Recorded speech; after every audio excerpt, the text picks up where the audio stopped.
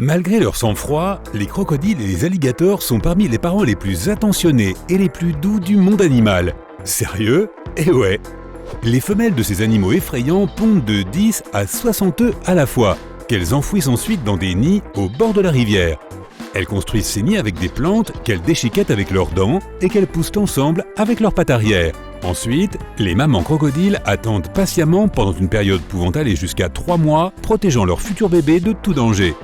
Bien que les crocodiles soient eux-mêmes des animaux aussi puissants qu'effrayants, ils n'hésitent pas à solliciter des babysitters spéciaux pour protéger leur nid.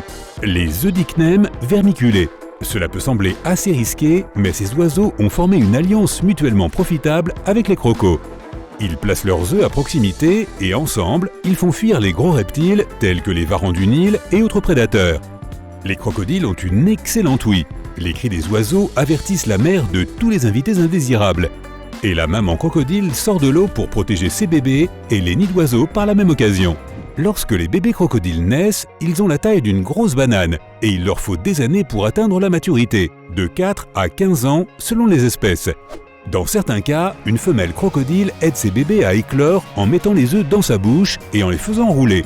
Les bébés crocodiles ont tendance à rester ensemble près de leur mère pendant les 3 premières années de leur vie.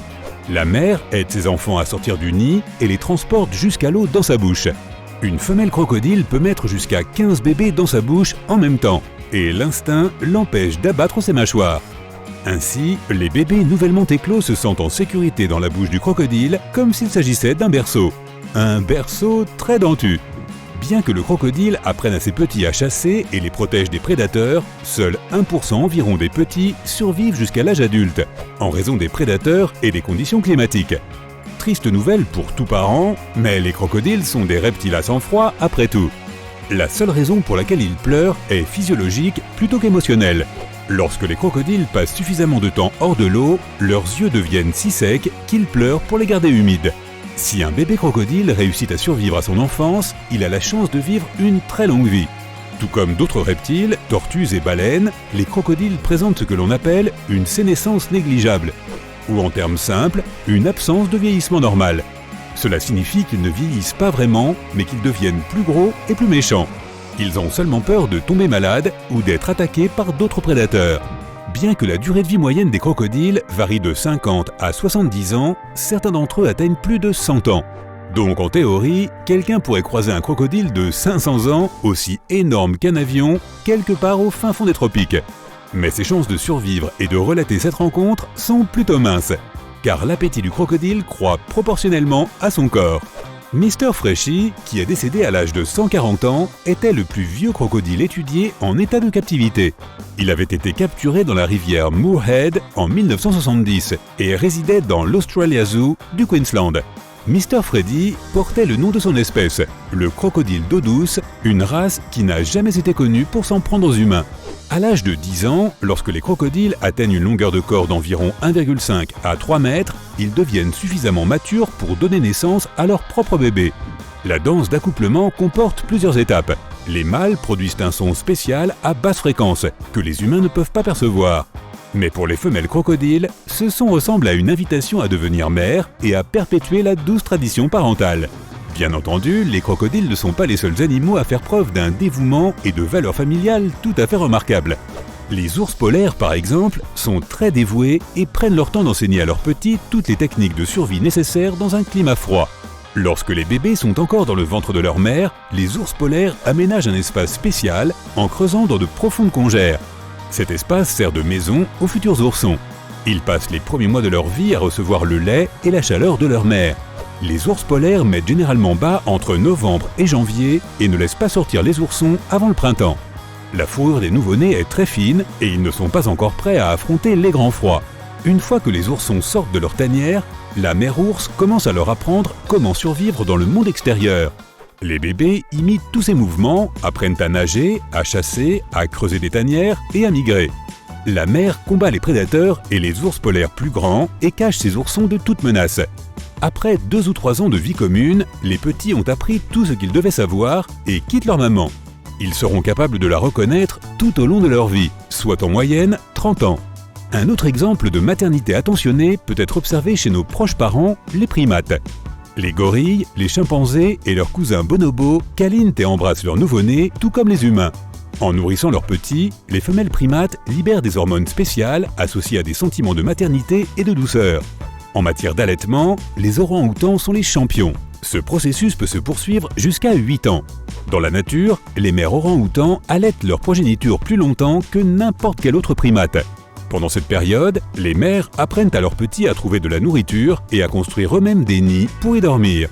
Les liens entre les orang-outans femelles et leur mère est plus fort que celui des mâles. Les filles peuvent continuer à vivre avec leur mère jusqu'à ce qu'elles atteignent l'âge de procréer, soit 15 ou 16 ans. Et oui, elles n'ont aucune envie de quitter leur cocon. Tout comme les humains, les singes peuvent avoir des rapports complexes avec leur mère, qui ont un impact sur leur vie sociale. Le soutien maternel aide les jeunes primates à acquérir une certaine dominance et à perpétuer le cycle de reproduction lorsqu'ils grandissent. A contrario, les singes qui n'ont pas reçu assez de soins maternels dans leur enfance ont tendance à avoir moins d'enfants lorsqu'ils atteignent la maturité. Par ailleurs, les éléphants d'Afrique mâles ne se battent pas pour la dominance car toutes les questions importantes sont résolues par les femelles. Et chaque éléphanteau du troupeau est pris en charge par tous les autres de manière égale. Une jeune mère éléphante reçoit l'aide de ses sœurs et de ses tantes plus âgées pour mettre bas et élever son petit. C'est pourquoi l'éléphante est considérée comme l'une des mères les plus protectrices de la planète. Les troupeaux d'éléphants femelles et de leurs éléphanteaux ont tendance à voyager ensemble dans un cercle particulier. Les plus jeunes membres du groupe sont placés à l'intérieur du cercle afin de les protéger des prédateurs. Aussi, les éléphants plus âgés ajustent le rythme du troupeau pour que les éléphanteaux ne se fatiguent pas et ne restent pas à la traîne. Les femelles du groupe communiquent avec les bébés par des gestes affectueux et leur apprennent à trouver de la nourriture. Par ailleurs, les petites éléphantes sont très attachées à leur mère et restent généralement ensemble jusqu'à ce que celle-ci meure de vieillesse. Et la durée de vie moyenne des éléphants est d'environ 65 ans, voire plus. Les mères portent leurs petits pendant 2 ans, il n'est donc pas étonnant qu'elles soient si attachées les unes aux autres. Les girafes femelles ont généralement une longue période de gestation, 15 mois. Mais cela est assez justifié car le bébé girafe se tient déjà debout très peu de temps après sa naissance. La mère allaite les bébés girafes pendant environ 9 à 12 mois. Lorsqu'elle doit aller chercher de la nourriture, elle cache ses bébés ou demande à d'autres girafes de s'en occuper. Comme les humains, les mamans girafes doivent rester éveillées. Elles peuvent se permettre de dormir de 30 minutes à quelques heures par jour. Et encore, le tout réparti sur des périodes extrêmement courtes, 5 à 10 minutes à la fois. Le reste du temps est consacré à la garde et à la protection des bébés. Les mères manchots-empereurs ne craignent pas non plus les difficultés. Après avoir pondu un œuf, la femelle le confie à un mâle qui le protège de toute menace. Pendant ce temps, la mère entreprend un long voyage pouvant atteindre jusqu'à 80 km pour atteindre le bord de l'océan et attraper quelques poissons. Une fois la pêche terminée, elle retourne sur le site d'éclosion pour donner le poisson à ses petits qui viennent d'éclore. Des fruits de mer. En utilisant la chaleur de son propre corps, la femelle pingouin garde la jeune génération au chaud et en sécurité.